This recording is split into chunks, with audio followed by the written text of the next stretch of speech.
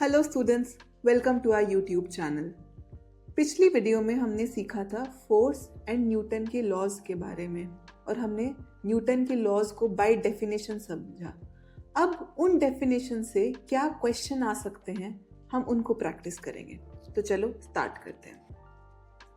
First question, a body of mass 10 kg is moving at a uniform velocity of 2 meter per second. What is the force required to keep it moving? तो इसने क्या बोला, एक 10 kg की body थी और वो uniform velocity से मूव कर रही है, तो उसको मूव करते रहना रहे तो उसके लिए हमें कितने फोर्स की रिक्वायरमेंट होगी। पहली बात यार, फोर्स का फॉर्मूला हमें पता है क्या होता है, force is equals to mass into acceleration. इसके अंदर यूनिफॉर्म वेलोसिटी है, मतलब 2 मीटर पर सेकेंड पे वो बॉडी है, तो वो 2 मीटर पर सेकेंड पे ही मूव करवाना चाहते हैं। तो इसमें एक्सेलरेशन क्या है, चेंज इन वेलोसिटी क्या है, एक्सेलरेशन क्या होता है, change in velocity by time. But ये तो चाहते हैं कि कोई वेलोसिटी में चेंज ही ना हो, तो एक्सेलरेशन क्या आ गई, जीरो। तो फोर्स रिक्वायर्ड क्या है, जीरो।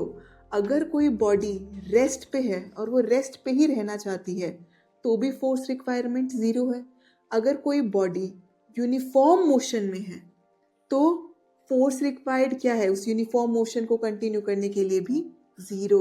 तो ऑप्शन देखते हैं, 20 Newton, 5 Newton, 0 Newton, 10 Newton. Correct answer क्या होगा, 0 न्यूटन। ठीक है। Next question, the body has zero acceleration, that means body is, ये देखो जब हमने फर्स्ट क्वेश्चन सॉल्व किया, ये उसको पूछने का एक अलग तरीका है। इसने बोल दिया कि बॉडी की एक्सेलरेशन जीरो है, इसका मतलब क्या है कि बॉडी इज एट रेस्ट या फिर uniform motion, both A and B और none of the above. Obviously अगर बॉडी रेस्ट पे है, वो 0 मीटर पर सेकेंड पे मूव कर रही है और वो 0 पे ही रह गई, तो चेंज क्या हुआ, जीरो। यूनिफॉर्म मोशन मतलब अगर कोई बॉडी 2 मीटर पर सेकेंड पे, वो 2 मीटर पर सेकेंड से ही मूव कर रही है, तो भी एक्सेलरेशन क्या हो गई, जीरो। तो मतलब both A and B are correct.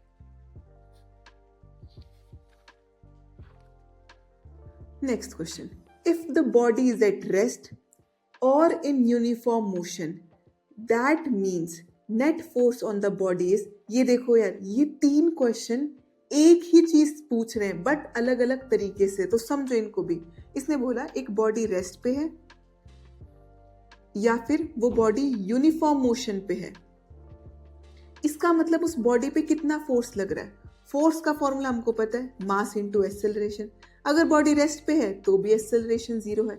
अगर बॉडी यूनिफॉर्म मोशन में है मतलब चेंज तो हो ही नहीं रहा ना, तो एक्सेलरेशन, चेंज इन वेलोसिटी तो कुछ है ही नहीं, तो उसमें भी एक्सेलरेशन क्या हो जाएगी, जीरो। तो फोर्स कितना लग रहा है उस बॉडी के ऊपर, नेट फोर्स जीरो। तो करेक्ट आंसर क्या हो गया, 0 न्यूटन। ठीक है।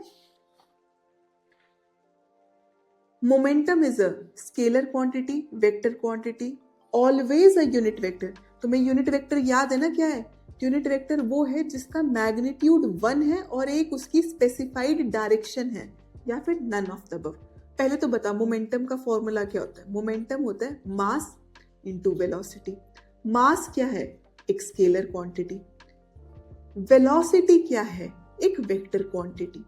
तो ओवरऑल ये क्या बन गई, अब एक वेक्टर क्वांटिटी।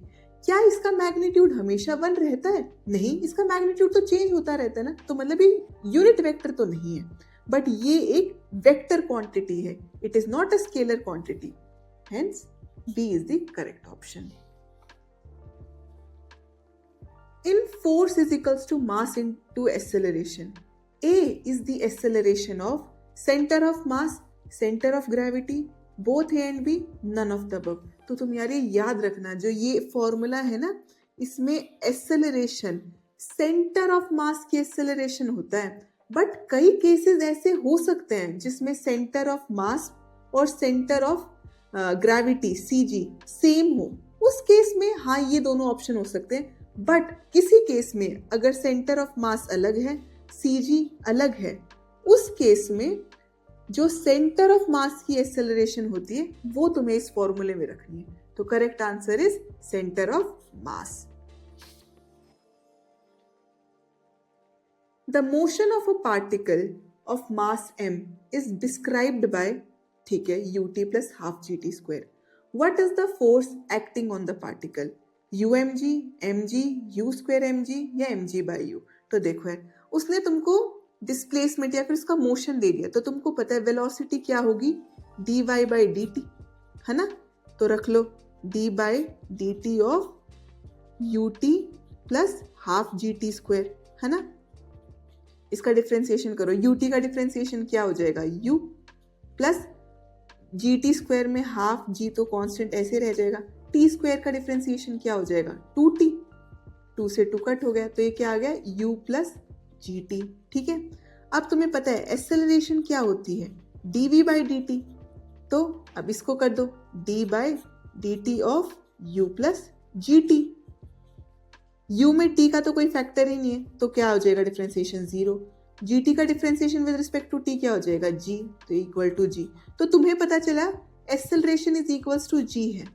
उसने बोला कि उस पार्टिकल का मास m है, फोर्स का फॉर्मूला लिख लो, force is equals to mass into acceleration होता है, मास तो m ही है और एक्सेलरेशन हमारी क्या ही है g। अब देखते हैं ऑप्शंस को, mg, तो मतलब ऑप्शन बी इज करेक्ट। ठीक है, इस फॉर्म ऐसे क्वेश्चंस ना यार, बस डिफरेंशिएशन करना, अगर उसने मोशन दे रखा है वेलोसिटी निकालना, वेलोसिटी से एक्सेलरेशन निकालना, फोर्स का फॉर्मूला लिखना और आंसर पे टिक कर देना। Which of the following relation is true? Force on A due to B is equals to force on B due to A। तो चलो इससे पहले देखते हैं, पहले FAB पढ़ते हैं क्या होता है। FAB का मतलब है force on A due to B। ठीक है, FBA का मतलब है force on B due to A। ठीक है, मान लो ये एक बॉडी A थी, ठीक है, इसने B के ऊपर फोर्स लगाया, इन रिटर्न B ने इसके ऊपर एक फोर्स लगाया होगा, है ना। हमें पता है न्यूटन्स थर्ड लॉ से, to every action there is equal and opposite reaction. समझ गए, फोर्स एक वेक्टर क्वांटिटी है। तुम देखो इसका मैग्नीट्यूड और इसका मैग्नीट्यूड सेम होगा, बट इनकी डायरेक्शन क्या है, ऑपोजिट। जो फोर्स ए बी पर लगाएगा और बी ए पे लगाएगा, वो दोनों होंगे तो इक्वल, बट सिंस एफ एक वेक्टर क्वांटिटी है, उनका डायरेक्शन ऑपोजिट होगी। तो देखते हैं क्या ये दोनों इक्वल है, नहीं, इनका मैग्नीट्यूड इक्वल है बट इनकी डायरेक्शन ऑपोजिट है, तो मतलब option B is correct. Next question, equilibrium is a situation in which net external force on particle is. अच्छा, हमने पढ़ा था इक्विलिब्रियम एक कैसी सिचुएशन होती है, एक ऐसी सिचुएशन होती है जिसके अंदर तुम्हारा नेट एक्सटर्नल फोर्स किसके इक्वल होता है, जीरो के, जीरो। तो देखो ऑप्शन देखो, unity, zero, can be any value या नन ऑफ द अबव। तो करेक्ट आंसर क्या हो गया, जीरो। मान लो तुम्हें इक्विलिब्रियम फोर्स को ट्रायंगल के थ्रू या फिर वेक्टर के थ्रू दिखाना है, तो वो कैसी ट्रायंगल थी, वो एक क्लोज ट्रायंगल थी जिसमें एरो की सेंस सेम थी। This also represent force is equals to zero, अगर ये फोर्स के वेक्टर्स हैं तो। For an inextensible string, the force constant is very low, very high, zero और always one। हमें पता है स्प्रिंग के लिए force is equals to minus k x होता है ना, जहाँ पे एक्स डिस्प्लेसमेंट होती है और ये एक रिस्टोरिंग फोर्स होता है, इसलिए यहाँ पे माइनस साइन आता है। जो तुम्हारा स्ट्रिंग इनएक्सटेंसिबल होता है ना, उसका ये फोर्स कांस्टेंट बहुत ज्यादा हाई होता है, तभी तो तुम उसे खींच ही नहीं पाते। That's why the correct option is B. Which of the following is true? Kinetic friction force is equals to static friction. Kinetic friction is more than static friction. Kinetic friction is less than static friction. Both are equal and always equals to 1. तो याद रखना, हमने सीखा था जो static friction होता है ना, वो सबसे ज्यादा होता है और वो तब तक होता है जब तक वो बॉडी मूव ही नहीं की होती। जैसे ही वो बॉडी मूव करने लग जाती है, तुम्हारा फ्रिक्शन कम हो जाता है और वो किसके इक्वल हो जाता है, काइनेटिक फ्रिक्शन, जिसको हम स्लाइडिंग फ्रिक्शन भी बोलते हैं। ठीक है, इसकी वैल्यू स्टैटिक फ्रिक्शन से थोड़ी कम होती है। और ये कब लगता है? जब बॉडी स्लाइड करने लग जाती है। फिर तुम्हें याद है हमने एक और फ्रिक्शन भी पढ़ा था, रोलिंग फ्रिक्शन, जो कि इन दोनों से भी कम होता है ना? तो अगर याद रखना हो तो ऐसे याद रखना, static friction is more than kinetic friction is more than rolling friction. तब ऑप्शन देखते हैं इसमें से कौन सा करेक्ट हुआ। स्टैटिक ज्यादा है तो option C is correct. With this we have completed our practice question. हम है ना यार इस चैप्टर से प्रैक्टिस क्वेश्चन और भी करेंगे। जब हम 2-3 टॉपिक और कर लेंगे तो एक कंबाइंड वीडियो बनाएंगे जिसमें इस टॉपिक को दोबारा से इंक्लूड करेंगे, क्योंकि इसके जो क्वेश्चन आते हैं ना वो बहुत ईजी आते हैं और वो स्टेटमेंट से निकाल के क्वेश्चन बनाते हैं। ठीक है, आशा करती हूँ कि आपको ये वीडियो भी समझ आई होगी। अगर आपको समझ आई then do not forget to like, share and subscribe our channel. Thank you very much.